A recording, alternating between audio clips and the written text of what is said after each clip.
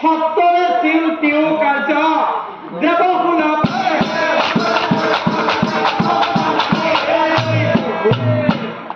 প্ৰভু হ্যাঁ বিবাহ কৰাও প্ৰভু বিবাহ কৰাও প্ৰভু সি কলা দেৱতা সকল মই বিয়া পাতিব লাগে প্ৰভু বিয়া পাতিব লাগে সঁচা কৈছে তো শংকৰে বুলন্ত ভাল শুনিলো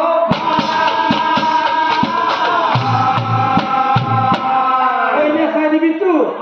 দিবি তেনেহলে শুনা সতী পাইলে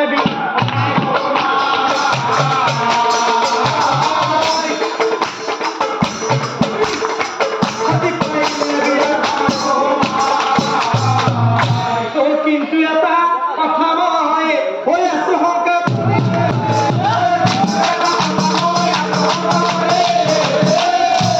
কি জানা বুঢ়া বুলি আছে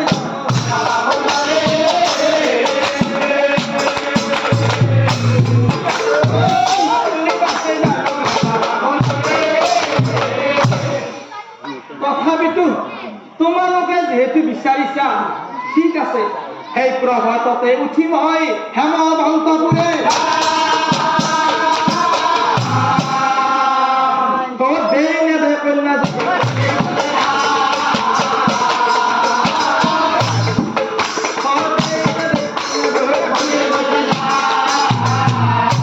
আৰু পিছদিনাখন ৰাতিপুৱা সেই বৃষভ বাহনে চলে হে শংকৰ দুই কাহে নন্দী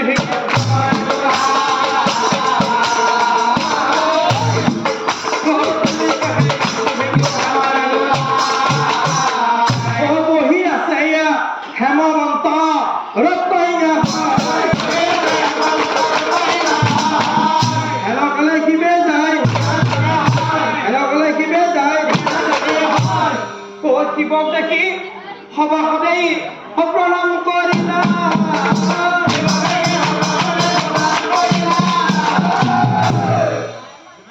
বহি বাক আসন দিলা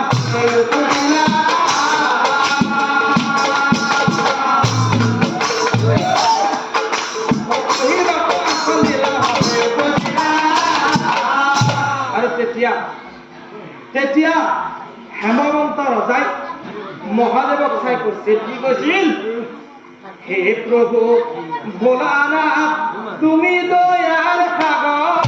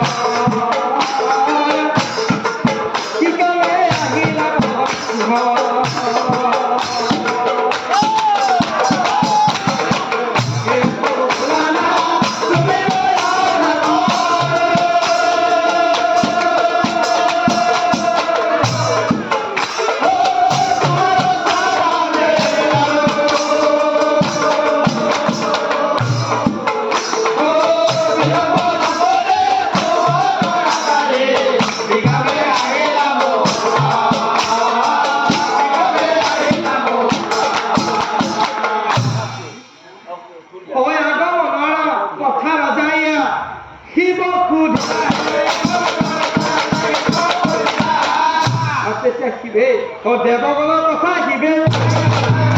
দেৱগণৰ কথা শিৱে মানে মহাদেৱে যে হেমৱন্তৰ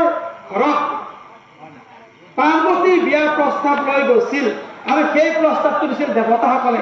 সেই কথাটো হেমৱন্ত ৰজাৰ আগত কৈছিল তেতিয়া হেমৱন্ত ৰজাই মহাদেৱক চাই কৈছিল কি কৈছিল প্ৰভু বিয়াৰ ক্ষেত্ৰত মোৰ কোনো আপত্তি নাই কথা হল এই কথাষাৰ এবাৰ পাৰ্বতীৰ মাতৃ মেনকা সুন্দৰীক সুধিব লাগিব কাৰণ যিমান যি নহলেও ছোৱালীবিলাকৰ দায়িত্ব মাকৰ সৰ্বাধিক গতিকে প্ৰভু এবাৰলৈ মেনকা সুন্দৰীৰ কথাটো সুধিব লাগিব নন্দী ভিংগী যোৱা তোমালোক দুইজনেই মেনকাৰ লগত পাৰ্বতী আৰু মোৰ বিয়াৰ প্ৰস্তাৱ দি অহা যায় হ'ব প্ৰভু তামোল পাণ হাতত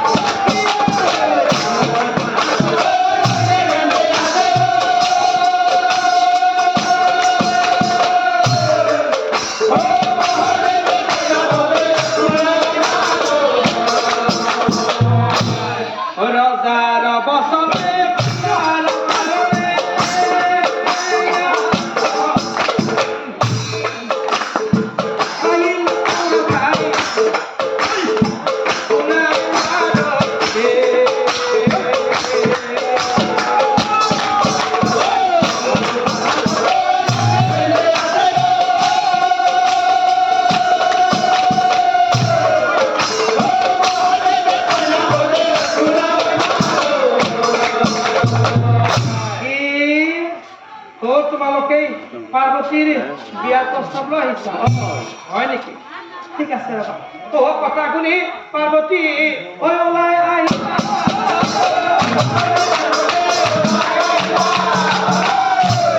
ৰাজকোটত যাই পাছে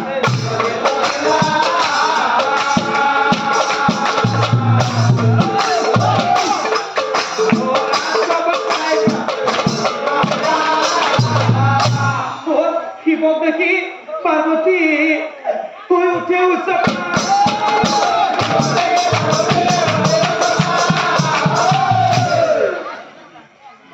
নাৰী গণ চাই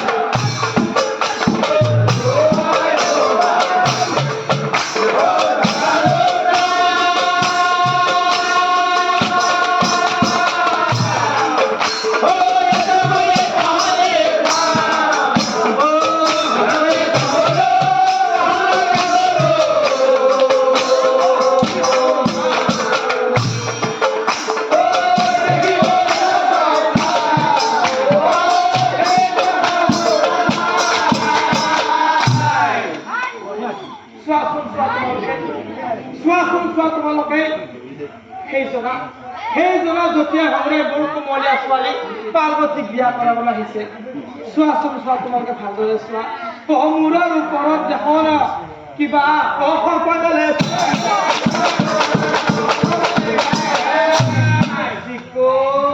দৰাৰ মোচা আইচিকো তাৰে দেখোন পেটটো ধোহা আইচিকো তাৰে দেখোন শিৱ শিৱ বুলি কবেই কৰে মোৰ ভাই কাপোৰৰ মচা শিৱ শিৱ বুলি কবেই কাৰে বিবস্ত হৈ ঘূৰি ব্যস্ত হৈ ঘূৰি ফুৰে মোৰ ছোৱালী বিয়া দিব লাগে এটাতে ঘৰত বুঢ়া হৈ থাকো ছোৱালী মই দিয়া নকৰা নে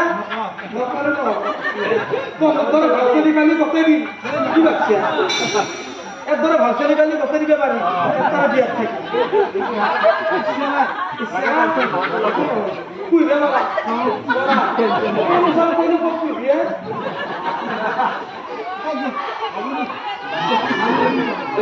হবে না যে হবে তো পিছু দিয়া করা দিদি